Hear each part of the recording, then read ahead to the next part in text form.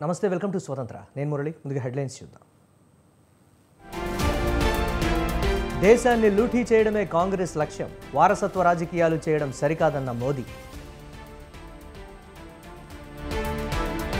దేవుడి పేరుతో బీజేపీ ఓట్లు అడుగుతోంది కాంగ్రెస్ పై నిందలు మోపడమే మోదీ పని అన్న ఖర్గే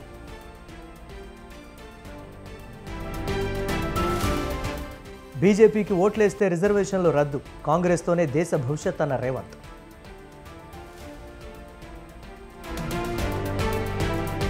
అలవిగాని హామీలతో అధికారంలోకి వచ్చారు ఒక్క హామీని నెరవేర్చలేదన్న కేసీఆర్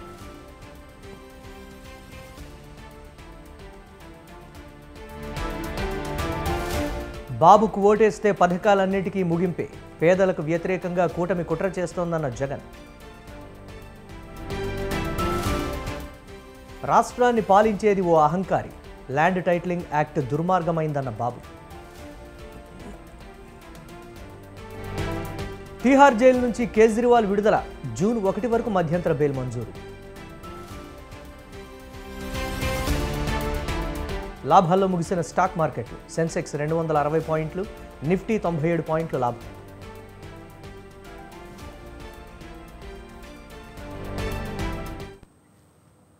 తెలంగాణకు ఉజ్వల భవిష్యత్ ఇచ్చేందుకు బీజేపీ కట్టుబడి ఉందని ప్రధాని నరేంద్ర మోదీ పునరుద్ఘాటించారు కాంగ్రెస్ బీఆర్ఎస్ ఎంఐఎం వద్దని తెలంగాణ ప్రజలు నిర్ణయించుకున్నారని బీజేపీని గెలిపించుకోవాల్సిన కృతనిశ్చయంతో ఉన్నారని చెప్పారు దేశంలోనే 140 కోట్ల మంది కాషాయ పార్టీని గెలిపించాలని సంకల్పం తీసుకున్నారన్నారు ఎన్నికల ప్రచారంలో భాగంగా హైదరాబాద్ ఎల్బీ స్టేడియంలో నిర్వహించిన బహిరంగ సభలో ప్రసంగించిన ప్రధాని జూన్ 4 తర్వాత భారత విరోధులు పారిపోక తప్పదని హెచ్చరించారు గత ప్రభుత్వం హైదరాబాద్ ముక్తి దివస్ను నిర్వహించలేదని మోదీ బీజేపీ ప్రభుత్వం సెప్టెంబర్ 17న అధికారికంగా నిర్వహించారని గుర్తు చేశారు शाहजहां के उस्ताद अपने ही देश के लोगों को चीन का अफ्रीका का बता रहे हैं शहजादे के उस्ताद की माने तो आज सभी भारतीय नहीं बल्कि अफ्रीकी है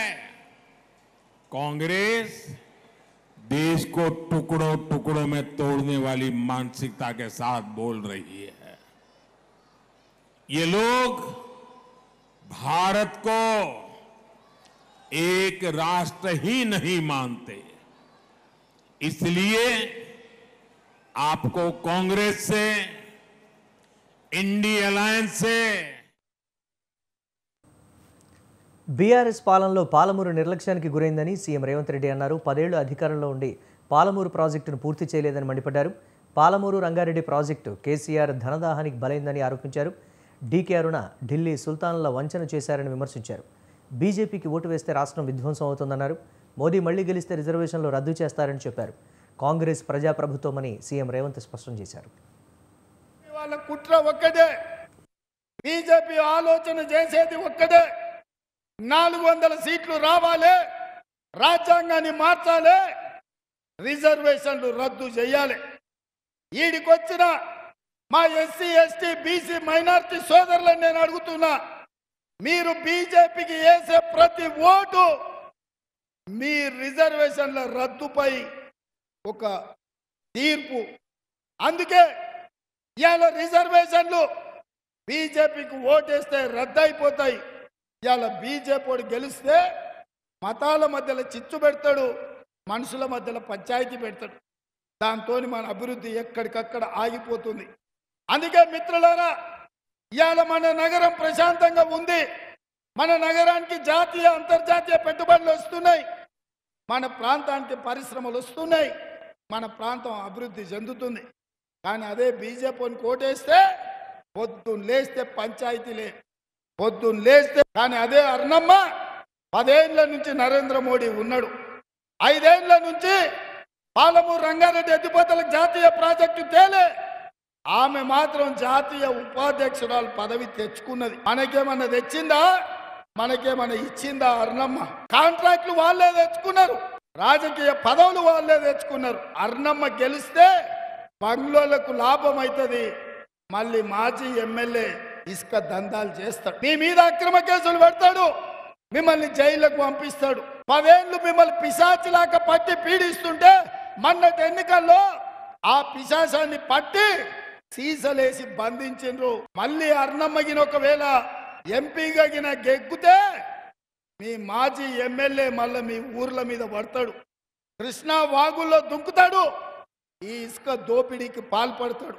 ఇవాళ బండ్లోలు వేరు వేరు కాదు. అలవిగాని హామీలతో అధికారంలోకి వచ్చిన కాంగ్రెస్ ఒక్క హామీని అమలు చేయలేదన్నారు బీఆర్ఎస్ అధినేత కేసీఆర్. కాంగ్రెస్ ప్రభుత్వం రైతులను వంచిందన్నారు. రైతు బంధు రాలేదు, కరెంటు రాలేదన్నారు. చేనేత కార్మికులు చనిపోతున్నారని ఆవేదన వ్యక్తం చేశారు. కాంగ్రెస్ ప్రభుత్వం హామీలను అమలు చేయకుండా కాలక్షేపం చేస్తోందని ఆగ్రహం వ్యక్తం చేశారు.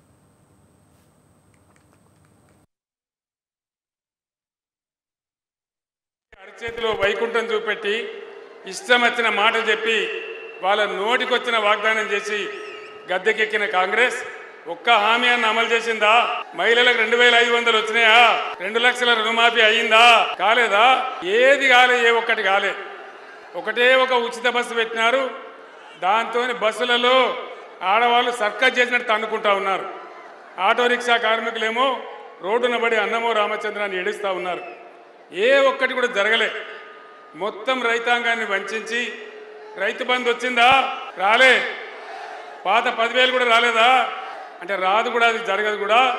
ఈ విధంగా రైతు బంధు రాలే, నీళ్లు రాలే, కరెంటు రాలే, మరమగ్గాలు మూలబడే పరిస్థితి, చేనేత కార్మికులు చచ్చిపోయే పరిస్థితి, ఎవరిని కూడా ఆదుకున్న పరిస్థితి లేదు. అటు కార్మికులను కానీ వాళ్ళు ఇచ్చిన రాహుల్ గాంధీ అబద్ధాల గాంధీగా మారిపోయారని విమర్శించారు మాజీ మంత్రి హరీష్ రావు. కాంగ్రెస్ వచ్చాక కరెంటు కోతలు పెరిగాయని అన్నారు. బావుల వద్ద మోటార్లు కాలిపోతున్నాయని చెప్పారు. కాంగ్రెస్ ప్రభుత్వం రివర్స్ గేర్లో వెళ్తోందని సెటైర్లు వేశారు. హుస్నాబాద్ అంబేద్కర్ చౌరస్తాలో కరీంనగర్ బీఆర్ఎస్ ఎంపీ అభ్యర్థి బోయినపల్లి వినోద్ కుమార్ కార్నర్ మీటింగ్ నిర్వహించారు. హుస్నాబాద్ అంటే కేసీఆర్కు చాలా ఇష్టమని, సెంటిమెంట్ ఉన్న ప్రాంతమని అన్నారు. వికాసం కావాలంటే వినోద్ గెలవాలని, విధ్వంసం కావాలంటే కాంగ్రెస్ బీజేపీ గెలవాలని అన్నారు. బీజేపీ కార్మిక కర్షక వ్యతిరేక పార్టీ అని విమర్శించారు. అక్క చెల్లెళ్ళు, అన్నదమ్ముళ్ళు, రైతన్నలు, మా ఎస్టీ అక్కలు చెల్లెళ్ళు, తమ్ముళ్ళు అందరూ కూడా ఇవాళ కాంగ్రెస్ ఓటేయాలని చెప్పి నేను మీ అందరినీ కోరుతా ఉన్నా. అక్క చెల్లెళ్ళు, అన్నదమ్ముళ్ళు, రైతన్నలు, మా ఎస్టీ అక్కలు చెల్లెళ్ళు, తమ్ముళ్ళు అందరూ కూడా ఇవాళ కాంగ్రెస్ ఓటేయాలని చెప్పి నేను మీ అందరినీ కోరుతా ఉన్నా. అక్క చెల్లెళ్ళు, అన్నదమ్ముళ్ళు,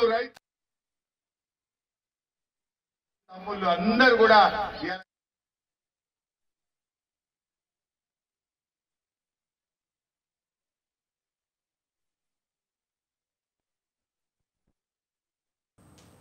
పార్లమెంట్ ఎన్నికల తర్వాత బీఆర్ఎస్ మనుగడ ప్రశ్నార్థకమని అన్నారు మంత్రి ఉత్తమ్ కుమార్ రెడ్డి. కేసీఆర్ కుటుంబం అవినీతిని చూసి తెలంగాణ ప్రజలు ఆ పార్టీని భూస్థాపితం చేశారని ఆయన అన్నారు. పార్లమెంట్ ఎన్నికల్లో బీఆర్ఎస్కు వచ్చే సీట్లు 0 అని ఎద్దేవా చేశారు.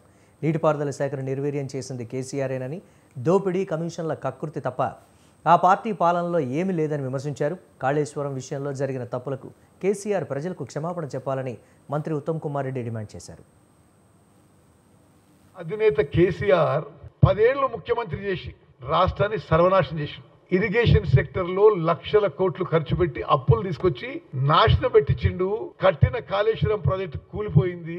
పాలమూరు రంగారెడ్డికి 27,000 కోట్లు ఖర్చు పెట్టి 1 ఎకరం ఆయకట్టు రాలే. సీతారాం సాగర్ ప్రాజెక్టుకి 7,000 కోట్లు ఖర్చు పెట్టి 1 ఎకరం ఆయకట్టు రాలే. ఇరిగేషన్ సెక్టర్ నాశనం చేసి ఈరోజు అబద్ధాలు మాట్లాడుతున్నాడు. పవర్ సెక్టర్ లో ఏదో చేసినట్టుగా, ఇప్పుడేదో సరిగ్గా జరగనట్టుగా తప్పుడు ప్రచారం, అబద్ధాల ప్రచారం చేస్తున్నాడు. బట్టి విక్రమార్క గారి నాయకత్వంలో తెలంగాణలో పవర్ సెక్టర్ చాలా సమర్థవంతంగా నడవబడుతుంది. ఎక్కడా ఒక్క నిమిషం కరెంటు కట్ కావడం లేదు. ఇండ్లకు గాని, వ్యవసాయానికి గాని, పరిశ్రమలకు గాని గతం కంటే మెరుగ్గా పవర్ సప్లై జరుగుతుంది.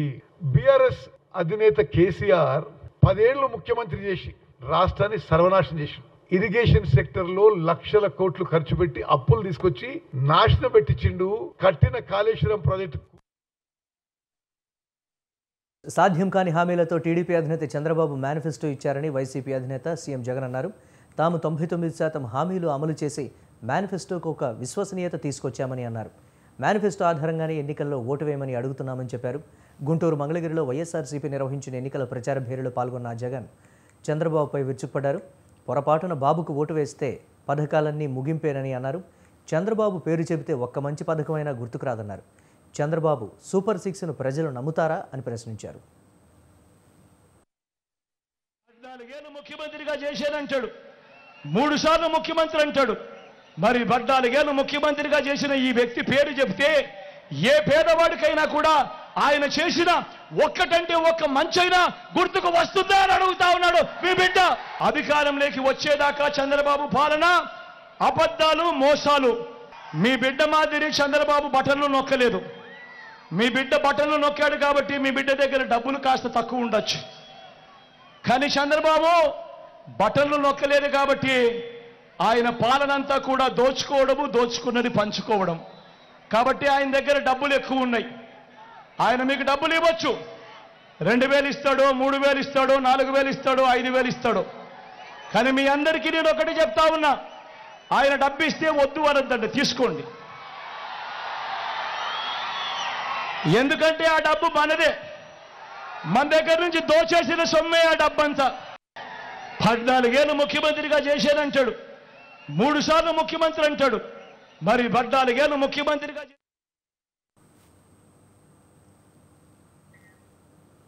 ఏపీ ల్యాండ్ టైటిలింగ్ యాక్ట్ చాలా దుర్మార్గమైందని టీడీపీ అధినేత చంద్రబాబు అన్నారు. కూటమి ప్రభుత్వం రాగానే చట్టాన్ని రద్దు చేస్తామని హామీ ఇచ్చారు. స్థిరాస్తితో మనిషికి ఉండే అనుబంధం భూమికి చెట్టుకు ఉన్నంత అని అన్నారు. ఆస్తుల దోపిడీయే గాని తరాల మధ్య ప్రేమలు పట్టించుకోడు జగన్ అంటూ నిప్పులు చెరిగారు. ప్రేమలు పట్టించుకోడు కాబట్టే చెల్లెళ్లను దూరంగా పెట్టాడని విమర్శించారు. మీ భూమి జగన్ది, జలగది. దీనికోసం మీకు ఒరిజినల్ కాపీ ఇవ్వడంట, రిజిస్ట్రేషన్ జిరాక్స్ కాపీ ఇస్తాడంట. మీ భూమి తాకట్టు పెట్టి ఆయన ఇష్ట ప్రకారం చేసుకుంటాడంట. అదే మాదిరిగా టైటిల్ రిజిస్ట్రేషన్ ఒక ఆఫీసర్ని పెట్టి, అది కూడా గుమస్తా, జగన్మోహన్ రెడ్డి గుమస్తాను పెట్టి మీ ఆస్తులన్నీ ఆయన కంట్రోల్లో పెడతాడంట. ఒకవేళ ఎవరైనా మీ భూమి నాదంటే అక్కడి నుంచి డిస్ప్యూట్ పంపించేస్తాడంట. ఇన్ని సంవత్సరాలుగా మీ భూమిని చూసుకున్నారు. అప్పటికే కొంతమంది దొంగలు వచ్చి అక్కడక్కడ కబ్జాలు చేశారు. కొంతమంది వచ్చి రికార్డులు మార్చారు. రికార్డులు మార్చడం ఈ మధ్యనే జరుగుతా ఉంది. ఇప్పుడు ఇతను హోల్సేల్ గా కన్నేశాడు. మీ భూమి మీ ల్యాండ్ టైటిలింగ్ యాక్ట్పై ప్రజలను భయపెట్టేలా చంద్రబాబు ప్రచారం చేస్తున్నారని మండిపడ్డారు వైసీపీ నేత సజ్జల రామకృష్ణారెడ్డి. రాష్ట్రంలో ఏదో జరిగిపోతున్నట్లు క్రియేట్ చేసి దిగజారుడు రాజకీయం చేస్తున్నారని ఆగ్రహం వ్యక్తం చేశారు. ల్యాండ్ టైటిలింగ్ యాక్ట్ పెట్టే సమయంలో టీడీపీ ఎందుకు మద్దతు ఇచ్చిందని గుర్తు చేశారు. యాక్ట్పై ప్రజలను భయపెట్టేలా చంద్రబాబు ప్రచారం చేస్తున్నారని మండిపడ్డారు. అసెంబ్లీ సాక్షిగా ల్యాండ్ టైటిలింగ్ యాక్ట్కు టీడీపీ మద్దతు ఇచ్చి ఇప్పుడు అడ్డంగా బుక్ అయిందని చెప్పారు. చంద్రబాబు ఇరకాటంలో పెట్టిన చుక్కల భూములు, ఇనాం భూముల సమస్యను సీఎం జగన్ పరిష్కరించారని సజ్జల అన్నారు. డిపార్ట్మెంట్లో తిరిగింది. నిజంగా ఏ గవర్నమెంట్ అయినా దీనికి పూర్తిగా చిత్తశుద్ధి లేని వాళ్ళైతే ల్యాండ్ టైటిలింగ్ యాక్ట్ ఒకటి చేసేసి, ఎందుకంటే నీతి ఆయోగ్ కూడా ప్రపోజ్ చేసింది. సెంట్రల్ గవర్నమెంట్ అయితే ఇప్పుడు చంద్రబాబు నాయుడు ఎవరితో అయితే పొత్తు పెట్టుకున్నాడో ఆ బీజేపీ సపోర్ట్ చేసింది. బీజేపీ రాష్ట్రాలు ఇది చేసాయి. వాళ్ళందరూ ఇప్పుడు వీళ్ళ కూటమిలో ఉన్న బీజేపీతో, నరేంద్ర మోడీతో కానీ, కూటమి ఆయనతో అమిత్ షాతో కానీ, ఇంకోటితో కానీ ల్యాండ్ టైటిలింగ్ యాక్ట్ అది చెత్తదని ఒక మాట చెప్పించమనేది.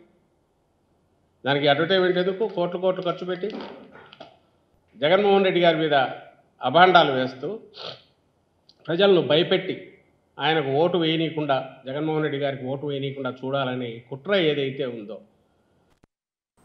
సీఎం జగన్పై షర్మిల తీవ్ర విమర్శలు చేశారు. రాజకీయ కాంక్షతోనే కడపలో పోటీ చేశారని జగన్ అంటున్నారని, తనను రాజకీయాల్లోకి తెచ్చింది జగనన్న కాదా అని ఆమె ప్రశ్నించారు.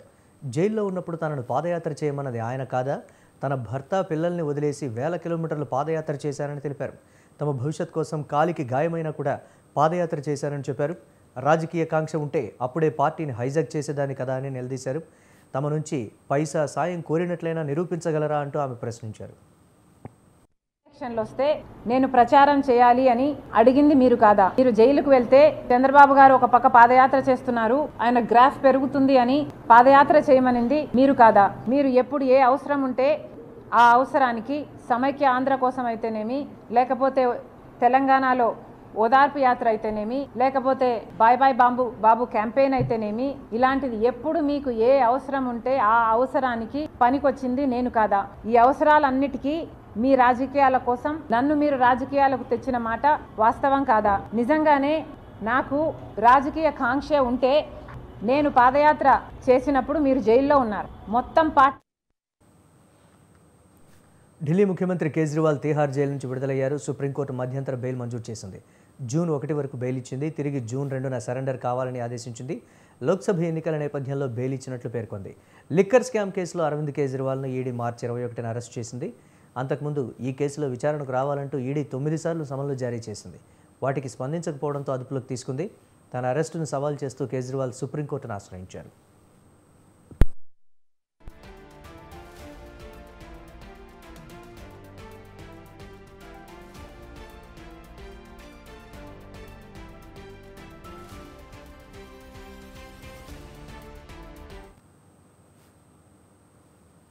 ప్రముఖ హేతువాది నరేంద్ర దభోల్కర్ హత్య కేసులో 2 దోషులకు మహారాష్ట్రలోని పూణే కోర్టు జీవిత ఖైదు శిక్ష విధించింది. ఈ కేసులో మరో 3కి విముక్తి ప్రసాదించింది. హత్యలో కీలక పాత్ర వహించిన సచిన్ అంధూరే, శరద్ కలస్కర్ను దోషులుగా నిర్ధారిస్తూ మహారాష్ట్ర పూణేలోని యుఏపీఏ కేసుల ప్రత్యేక కోర్టు వారికి జీవిత ఖైదు విధించింది. మరో 3 నిందితులు వీరేంద్ర తావ్డే, విక్రమ్ భావే, సంజీవ్ పునలేకర్లను నిర్దోషులుగా ప్రకటించింది. శుక్రవారం కోర్టు ఈ తీర్పునిచ్చింది. ప్రముఖ హేతువాది నరేంద్ర దభోల్కర్ను 2013 ఆగస్టు 20న పూణేలోని ఓంకారేశ్వర బ్రిడ్జిపై మార్నింగ్ వాక్ చేస్తూ ఉండగా కాల్చి చంపారు. ఈ కేసు దర్యాప్తు చేసిన పోలీసులు 5గురిని నిందితులుగా చేర్చారు. విచారణ ఏళ్లపాటు కొనసాగింది.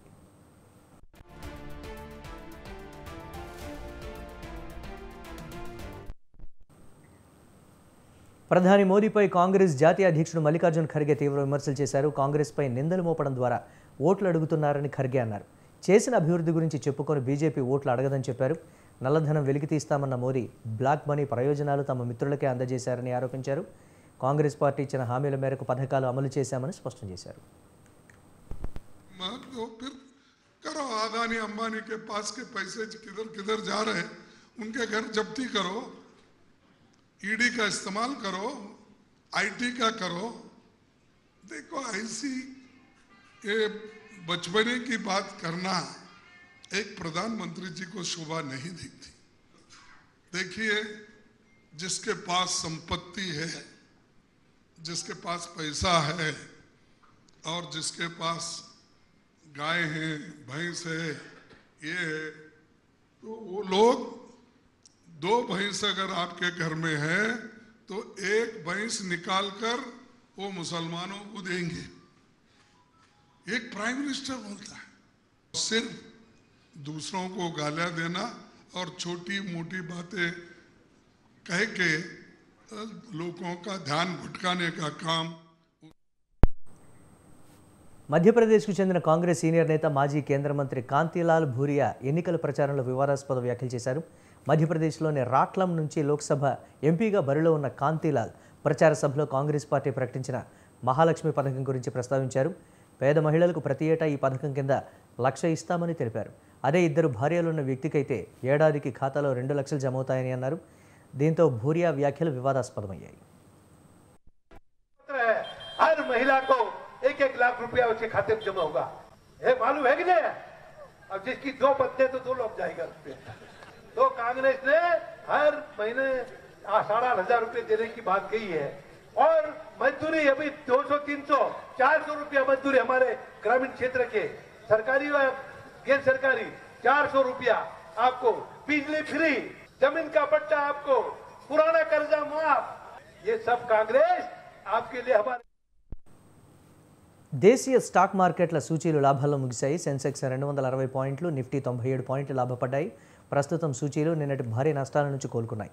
అంతర్జాతీయ మార్కెట్ల నుంచి సానుకూల సంకేతాలు ఐటీసీ వంటి అధిక వెయిటేజీ కలిగిన స్టాక్స్లో కొనుగోళ్ల మద్దతు సూచీలకు కలిసొచ్చింది. దీంతో వరుస నష్టాలకు బ్రేక్ పడింది. నిఫ్టీ 22,000 స్థాయి ఎగువన ముగిసింది.